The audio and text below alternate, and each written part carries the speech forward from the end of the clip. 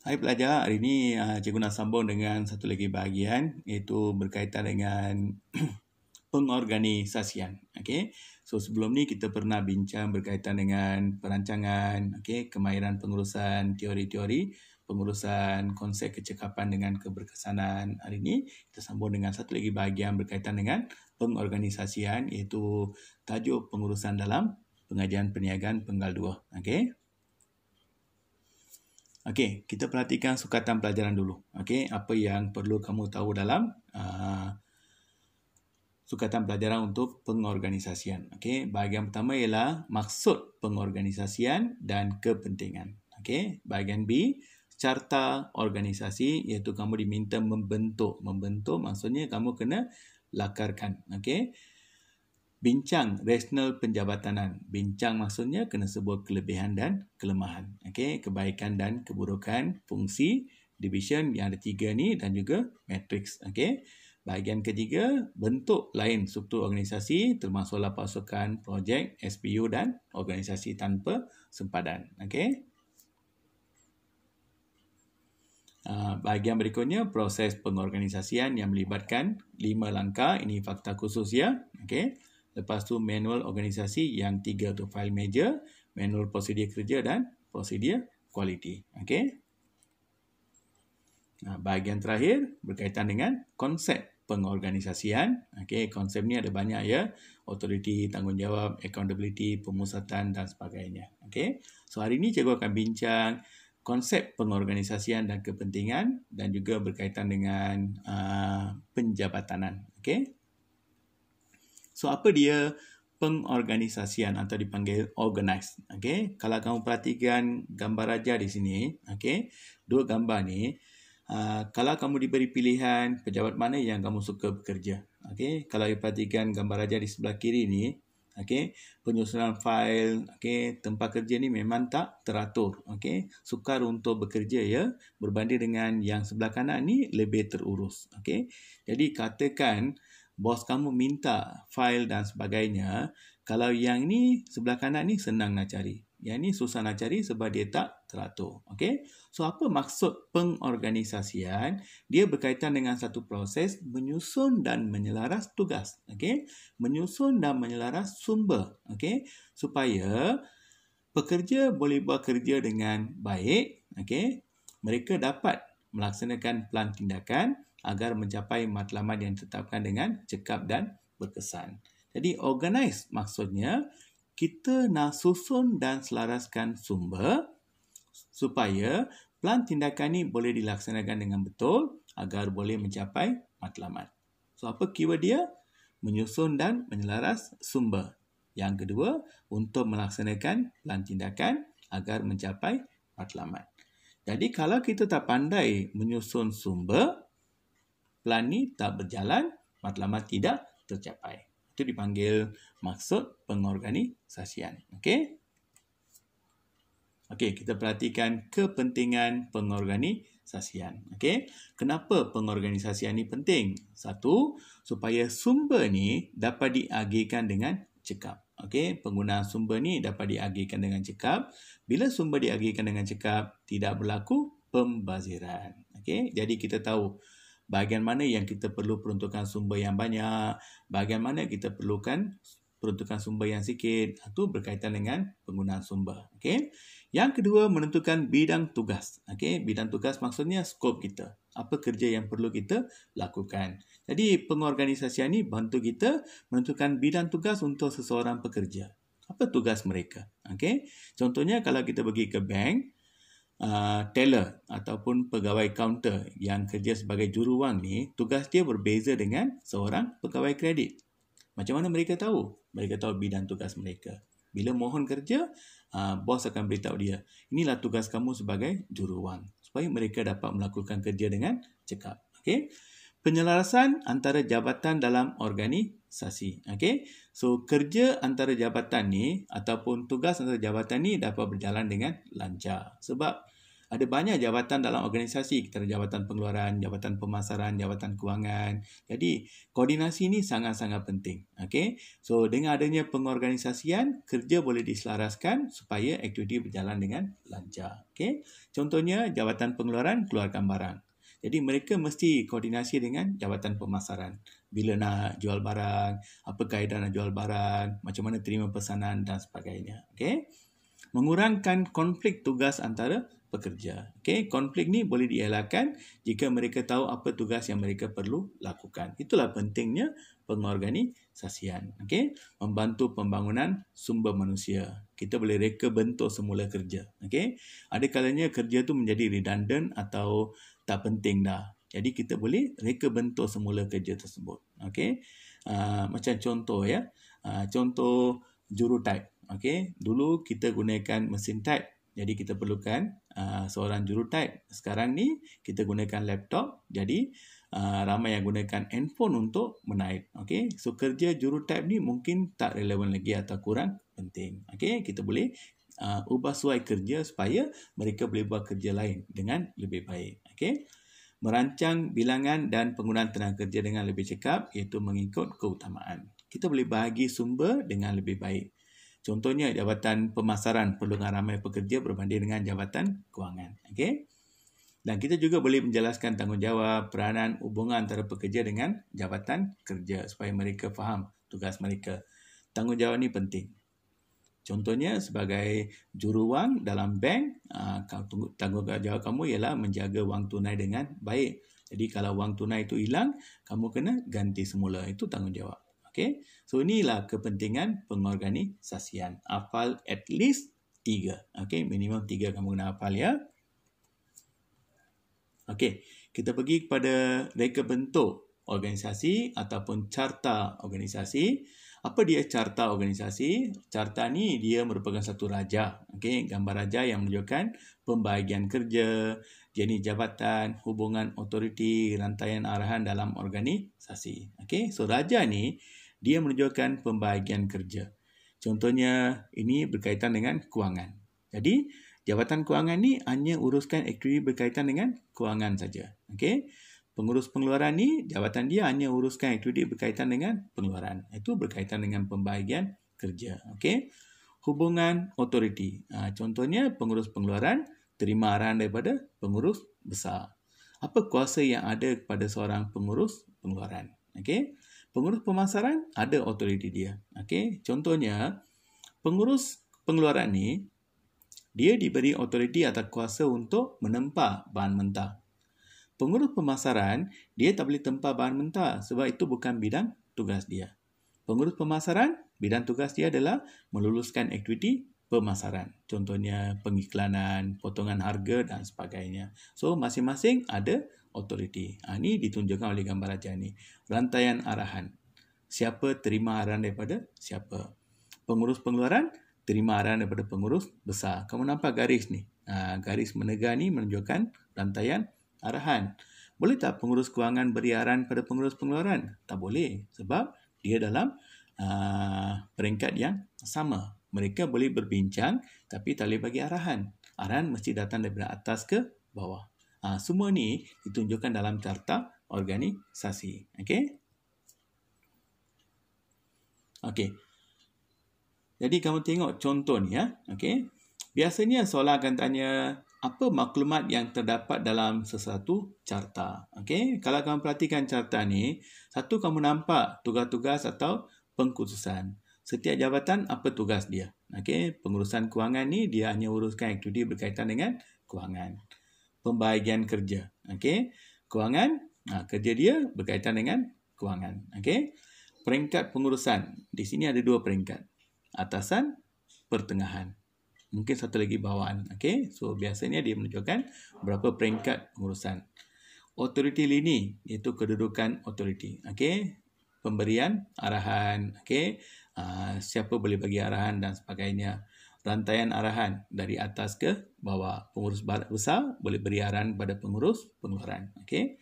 Jangkauan kawalan. Berapa pekerja yang melapor kepada seorang pengurus. Itu maklumat yang ada dalam carta. Okey, dia bergantung pada contoh gambar raja yang diberikan dalam peperiksaan nanti ya.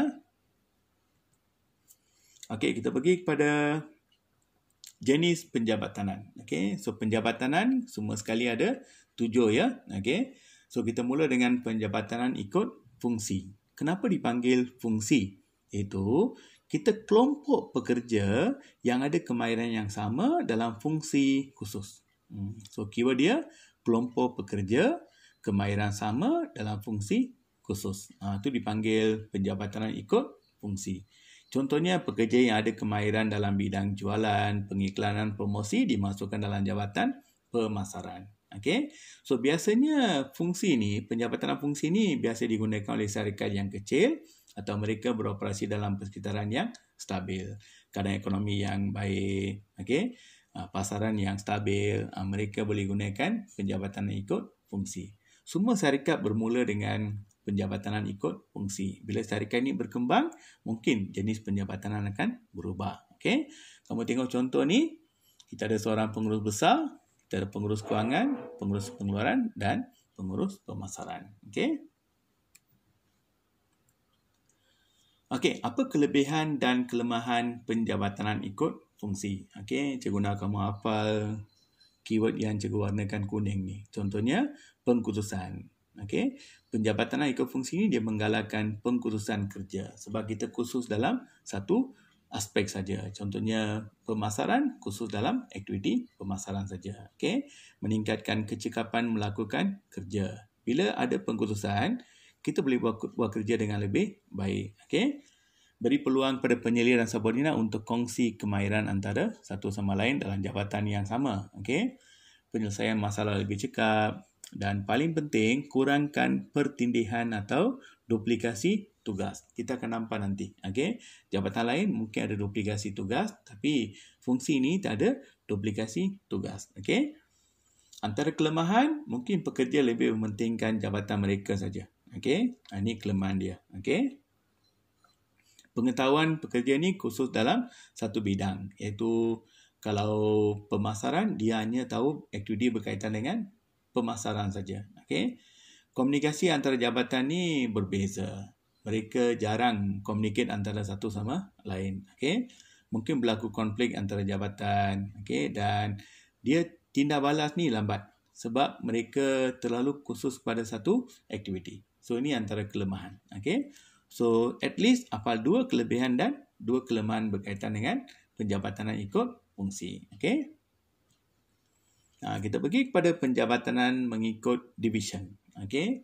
Division maksudnya kita kelompok pekerja berdasarkan jenis produk, kumpulan pelanggan atau lokasi pasaran.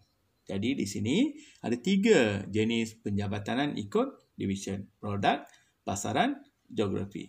Okey, kalau kamu tengok contoh ni, kita ada 3 orang pengurus. Satu pengurus ni, dia bertanggungjawab untuk bahagian pakaian sukan. Ini bahagian kasut sukan. Yang ini bahagian alatan sukan. Ini menunjukkan produk. Okey, so setiap pengurus ni bertanggungjawab pada satu aktiviti produk saja. Itu dipanggil division. Okey. Kalau penjabatanan ikut division produk, itu kita kelompok aktiviti atau tugas pekerja ni berdasarkan produk atau barisan produk yang dihasilkan oleh organisasi. Contohnya kita ada produk A, produk B, produk C dan setiap produk ni ada R&D, penyelidikan pembangunan, pengeluaran, pemasaran, kewangan. Produk B pun ada R&D, pengeluaran, pemasaran, kewangan. Okey, so setiap division produk ni dia ada jabatan pengeluaran dia sendiri. Okey. Kenapa kita buat macam ni? Ini untuk syarikat yang besar yang punya pelbagai barisan produk. Dia ada banyak barisan produk. Jadi susahlah kalau kita gunakan kaedah fungsian.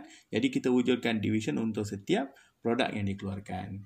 Dan ini untuk menghadapi persekitaran yang sentiasa berubah. Okey.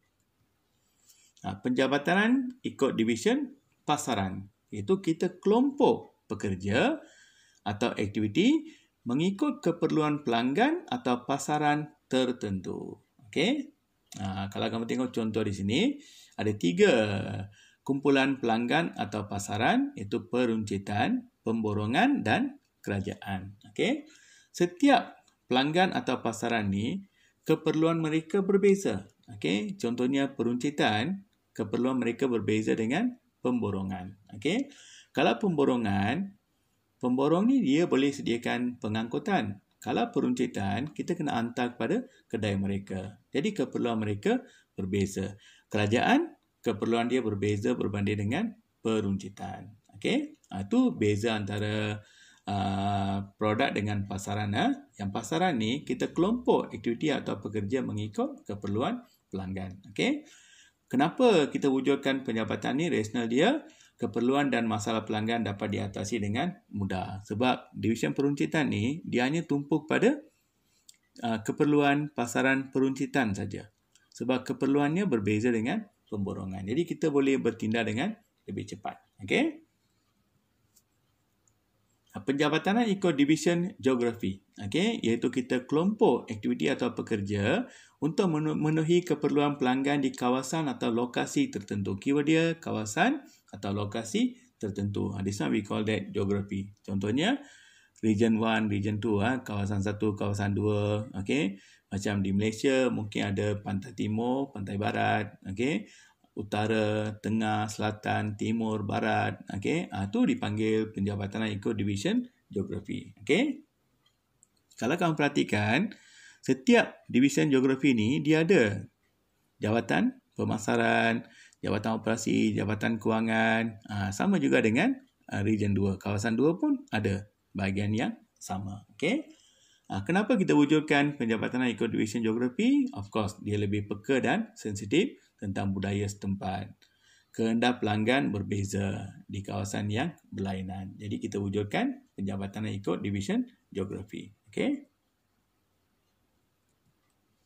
Kelebihan dan kelemahan penjabatan ikut division, of course, kelebihan dia fokus.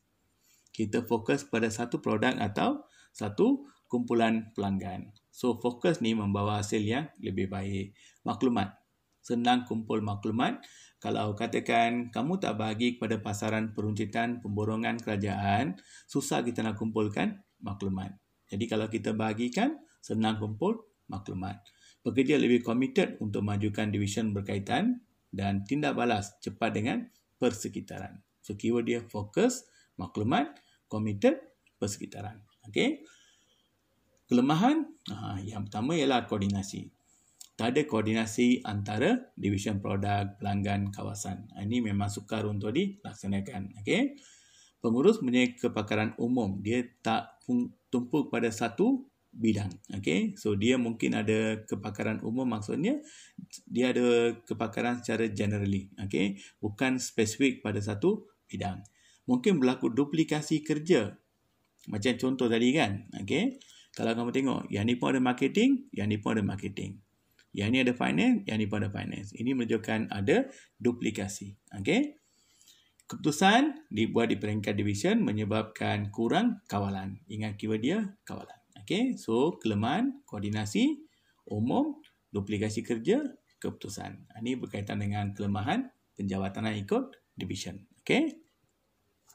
Contoh soalan, nyatakan maksud pengorganisasian dan nyatakan 3 kepentingannya. So, bagi maksud dan berikan 3 kepentingan. Jadi, kamu dapat 4 markah. Okey.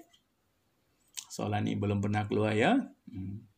Jelaskan 3 kepentingan pengorganisasian pada sesebuah perniagaan perabot. So, kaitan dengan perniagaan perabot. Okey.